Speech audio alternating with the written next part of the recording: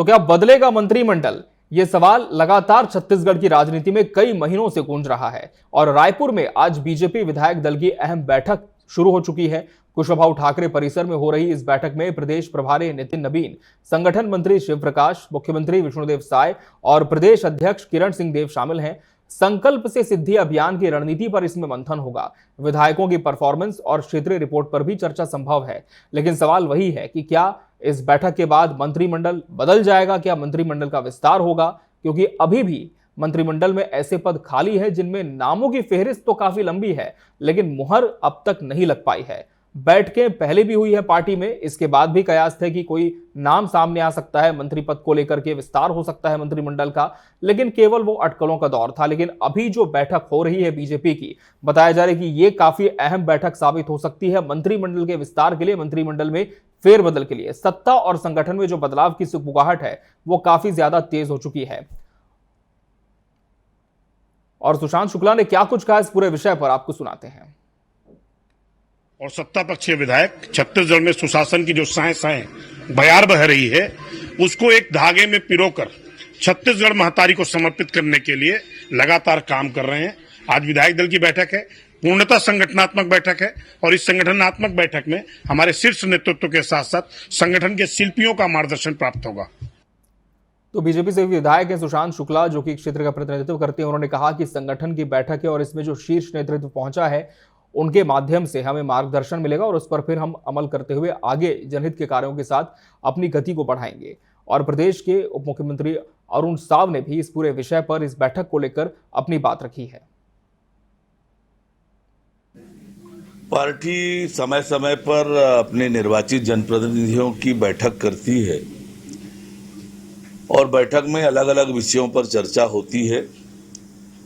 अभी पार्टी संकल्प से सिद्धि नरेंद्र मोदी जी के नेतृत्व वाली सरकार के 11 साल पूरा होने पर एक वृहद कार्य योजना बनाई है। 11 साल की उपलब्धियों को जन जन तक ले जाने का काम और जो परिवर्तन इन 11 सालों में देश में और देश के आम नागरिकों के जीवन में आया है, उन सबको लेकर योजना रचना बनेगी और आगे पार्टी की गतिविधियां तेज गति से चलेगी। तो समय समय पर बैठकें पार्टी में होती है और इसी का ये क्रम है, ये बता रहे हैं डिप्टी सीएम अरुण साव। लेकिन क्या ये बैठक वाकई सिर्फ पार्टी की जो रीति नीति है उस तक सीमित है या कोई बड़ा संदेश इस बैठक के माध्यम से आगे निकल करके आ सकता है? ये जान लेते हैं। सीधा रुख करते हैं रायपुर का, जहां से हमारे न्यूज एडिटर मोहन तिवारी जी हमारे साथ लाइव जुड़ चुके हैं। मोहन जी, पार्टी तो कह रही कि समय समय पर बैठकें होती है, ये भी उसी क्रम का एक सिलसिला है, लेकिन बड़ा सवाल यह है कि छत्तीसगढ़ में पिछले कई महीनों से जिस तरह से मंत्रिमंडल विस्तार को लेकर सुगबुगाहट तेज है, अटकलों का दौर था, क्या आज की ये बैठक इस विषय को भी शामिल करती है और क्या ये बैठक अभी भी जारी है प्रदेश कार्यालय में? देखिए, बीजेपी में ये एक अच्छी पद्धति है कि बीजेपी समय समय पर अपना आकलन करती है, समीक्षा करती है और उसके बाद निर्णय करती है। तो बीजेपी ने इसी पैटर्न को सालों से अडॉप्ट किया हुआ है और वही पैटर्न अब हमें छत्तीसगढ़ में भी देखने को मिल रहा है। 1.5 साल से अधिक सहाय सरकार हो चुकी है। ऐसे में सरकार चलाने के दौरान कई अनुभव आते हैं, कई तरीके के शिकायतें होती हैं, शिकवे होते हैं।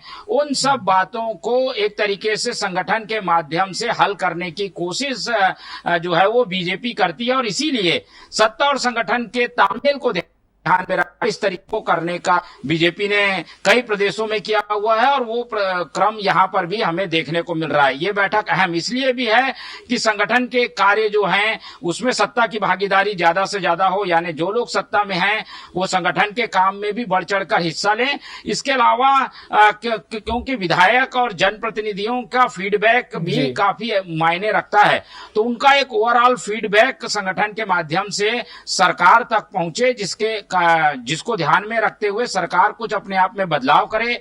कुछ चीजों को सुधारने की जरूरत हो उन्हें सुधारे। इन सब के मद्देनजर इस बैठक को काफी अहम माना जा रहा है। और ऐसे समय में जब 1.5 साल से अधिक का समय सरकार को हो चुका है तो अपने आप को रिवाइज करने की भी बीजेपी जरूरत महसूस करती है। और जैसे कि पिछले 4 महीने से इस बात की सुगबुगाहट है कि कुछ बदलाव संगठन के साथ साथ सत्ता में होने वाला है, तो वो बदलाव कैसे हो, उसको लेकर लोगों के क्या फीडबैक है, खासतौर पर अहम पदों में बैठे हुए लोग, उनको ध्यान में रखते हुए ये बैठक बुलाई गई है। और जो बैठकें होनी थी वो तो प्रमुख पदाधिकारियों की जो है वो कल रात की ही हो गई है, लेकिन ये एक ओवरऑल व्यू लेने के लिए विधायक दल की ये बैठक बुलाई गई है, जिसमें राष्ट्रीय सह संगठन मंत्री शिव प्रकाश भी मौजूद हैं, प्रदेश प्रभारी नवीन नितिन भी मौजूद हैं, मुख्यमंत्री स्वयं मौजूद हैं। तो एक ओवरऑल विधायकों का भी फीडबैक आ जाए, क्योंकि जनता के पास पहला फीडबैक विधायक के पास आता है और विधायक अपनी बात कहाँ रखे इस बात को लेकर कई तरीके के संशय रहते हैं। तो पार्टी फोरम में जब बात आती है तो उस पर त्वरित निदान भी हो सकता है और सबकी निगाह में चीजें आती हैं तो सुधार की दिशा में भी काम हो सकता है। उन सब के मद्देनजर ये बैठक हो रही है, लेकिन सुगबुगाहट इस बात की भी है क्योंकि ये 2 अहम लोग यानी प्रदेश के प्रभारी और राष्ट्रीय सह संगठन मंत्री जो कि छत्तीसगढ़ को का भी संगठन के स्तर पर जिम्मा संभालते हैं, उनके द्वारा यहाँ आकर बैठक लेना संकेत है कि सत्ता में जो परिवर्तन होना था, यानी कि खासतौर पर मंत्रिमंडल में जो परिवर्तन होना था, वो परिवर्तन हमें 1-2 दिन में जो है कुछ इसी हफ्ते के बाद जो है वो दिखाई देगा। कहा यह जा रहा है कि पंचक जो है वो 20 तारीख तक चल रहा है, उसके बाद कुछ बड़े निर्णय हो सकते हैं। विधानसभा सत्र की घोषणा जुलाई में हो चुकी है, यानी 15 जुलाई के पहले और करीब 22-23 तारीख के बाद कभी भी हमें बड़ा बदलाव देखने को मिल सकता है। कुछ फीडबैक है जिनके आधार पर कुछ लोगों को ड्रॉप करना है, कुछ विभागों को सुधारना है, तो विभागों का अंतरण होगा, यानी किसी को दूसरा विभाग मिल सकता है, किसी का विभाग किसी को मिल सकता है, और 2 नए मंत्रियों की एंट्री भी हो सकती है, ऐसी जानकारियां आ रही है। फिलहाल फीडबैक लेने का क्रम जारी है, अभी बैठक चल ही रही है। जब विधायक बाहर निकलेंगे, प्रमुख लोग निकलेंगे तो हम उनसे बातचीत करेंगे तो और ज्यादा स्पष्ट हो पाएंगे। लेकिन ओवरऑल यही है कि समीक्षा के बाद जो मसौदा आएगा सामने, जो जानकारियां आएंगी, उसके आधार पर पार्टी रिस्पांस करने जा रही है। और वो रिस्पांस किस तरीके का होगा, किस हद तक होगा, उस पर हमारी निगाह फिलहाल बनी रहेगी। लेकिन पार्टी में कुछ ना कुछ बड़े निर्णय इस बैठक के बाद हमें देखने को जरूर मिलेंगे। जी बिल्कुल मोहन जी, और क्योंकि बैठक की जो टाइमिंग है वो भी काफी अहम यहाँ पर बताई जा रही है, क्योंकि मंत्रिमंडल का जब विस्तार होगा, नए मंत्रियों को जब जिम्मेदारी सौंपी जाएगी, आने वाले समय में मानसून सत्र है, हो सकता है इसी दौरान सदन के भीतर उन्हें यहाँ पर पद और गोपनीयता की शपथ भी दिलाई जाए। लेकिन हमेशा जो अटकलों का दौर चला आता था, उसके बाद कहीं ना कहीं एक ठहराव इस पूरी चर्चा में आ जाता था। तो क्या माना जाए कि आज की जो बैठक है उस पूरे ठहराव को ये समाहित करेगी और एक नतीजा देखने को मिल जाएगा इस बैठक के बाद?